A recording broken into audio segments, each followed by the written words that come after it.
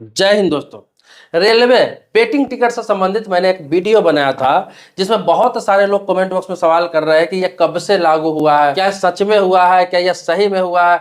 तो मैं आपको बता दूं, ये वीडियो आप पूरा देखेंगे, बहुत छोटा वीडियो बना रहा हूं और सारी चीजें आपको समझाने जा रहा हूं। रेलवे से आप यात्रा करते हैं या फिर रेलवे से यात्रा कभी करने वाले हैं या फिर आपके फैमिली के लोग, दोस्तों, रिश्तेदारी में कोई कर रहा है, तो आपको ये वीडियो देखिए, इसको समझिए कि ये सही में प्रॉपर किया गया है और ये नियम लागू हो चुका है 1 जुलाई से। वेटिंग टिकट जो कटा कर आप जाते थे, किसी भी मतलब स्लीपर बोगी में जाते थे या फिर रिजर्वेशन बोगी जिसको कहते हैं, या फिर थर्ड एसी में भी घुस जाते थे आप, तो वो सब बंद हो गया हुआ है। इस चीज को मानना पड़ेगा, वो बंद हो गया हुआ है। बहुत सारे लोग जो यात्रा करने वाले हैं उनको आगाह करने के लिए मैं ये वीडियो बनाया हूं कि देखिए, वेटिंग टिकट जो काउंटर से आप लेते थे, पहले तो ये था कि ऑनलाइन जो लेते थे वेटिंग टिकट वो कंफर्म नहीं होता था, तो क्या होता था, वो ऑटोमेटिक कैंसिल माना जाता था, कैंसिल हो जाता था और पैसा आपके अकाउंट में चला जाता था। क्योंकि ऑनलाइन जो टिकट आप खुद से निकालते हैं, चाहे किसी से कहीं से निकालते हैं, सीएससी सेंटर से, साइबर कैफे से, या फिर कहीं भी रेलवे टिकट निकालते हैं ऑनलाइन, तो उसमें क्या होता है कि अकाउंट नंबर मेंशन होता है, सारा डिटेल्स मेंशन होता है, या फिर यूपीआई आईडी मेंशन होता है। तो उसमें क्या होता है कि आपका वेटिंग टिकट कंफर्म नहीं हुआ तो पैसा रिटर्न वापस आ जाता है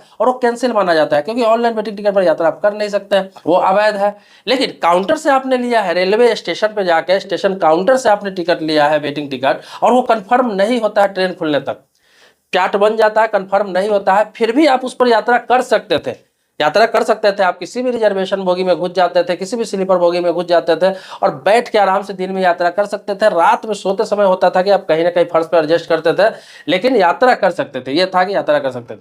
उसी को भी अब बंद कर दिया गया है, उसको भी रेलवे मंत्रालय की तरफ से बंद कर दिया गया है कि आप काउंटर से भी वेटिंग टिकट लेते हैं, आप चाहे 2 महीने पहले, चाहे 1 महीने पहले, चाहे 15 दिन पहले, अगर वो कंफर्म नहीं होता है, वो आरएसी नहीं होता है, तो आप उस पर यात्रा नहीं कर सकते। कहाँ नहीं कर सकते हैं? सिर्फ स्लीपर बोगी में यात्रा नहीं कर सकते हैं, या फिर उससे ऊपर वाला थर्ड एसी हो गया, सेकंड एसी हो गया, उसमें यात्रा नहीं कर सकते हैं। लेकिन उसी टिकट पर आप जनरल डब्बे में यात्रा कर सकते हैं। जैसे आपने काउंटर से ले लिया वेटिंग टिकट, वो कंफर्म नहीं हुआ, तो उस टिकट पर आप जनरल डब्बा में यात्रा कर सकते हैं, ये ऑप्शन दिया गया है। लेकिन स्लीपर में आप यात्रा करते हैं, जबरदस्ती घुस गए हुए हैं, अगर टीटी पकड़ लेता है, आप पहले तो कुछ नहीं कहता था, वो छोड़ देता था, या फिर उसको पता रहता था कि स्लीपर का ही टिकट है, वेटिंग है, कंफर्म नहीं हुआ तो आप आराम से यात्रा करते थे।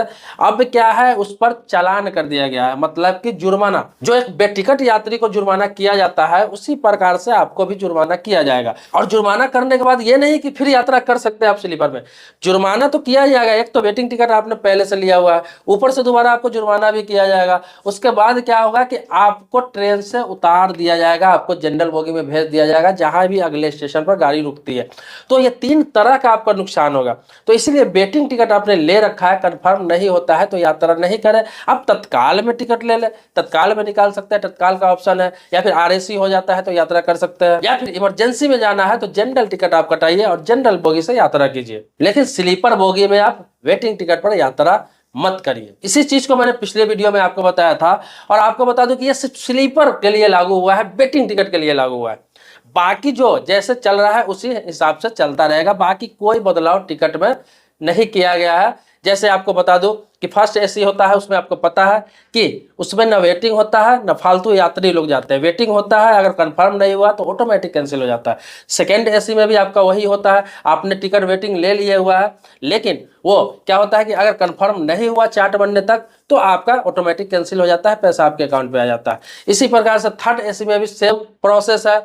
अब स्लीपर को भी उसी कैटेगरी में ला दिया गया है, मतलब क्योंकि अब देखिए होता क्या है कि बहुत सारे लोग बहुत शिकायत करते थे, रेलवे मंत्रालय में शिकायत जाता है, वहां शिकायत जाता है, उन लोगों को पता चलता है, आए दिन शिकायत जाता था कि इतने वेटिंग वाले स्लीपर में घुस रहे हैं, इतना वेटिंग टिकट काटा जा रहा है रेलवे की तरफ से कि कोई भी चैन से सो के नहीं जा पा रहा है। जिनका कंफर्म है, या फिर जिन्होंने तत्काल टिकट लिया है, या फिर जिनका आरएसी है, वो लोग चैन से यात्रा नहीं कर पाते थे, वेटिंग वाले इतने ज्यादा। मतलब कि आपको बता दूं 72 लोगों की सीट होती है एक बोगी में, और 300, 400, 500 लोगों का वेटिंग कर दिया जाता था। लोगों को बहुत परेशानी होती थी, लोग ऑब्जेक्शन कर रहे थे कि इतना पैसा देकर भी चैन से यात्रा नहीं कर रहे हैं।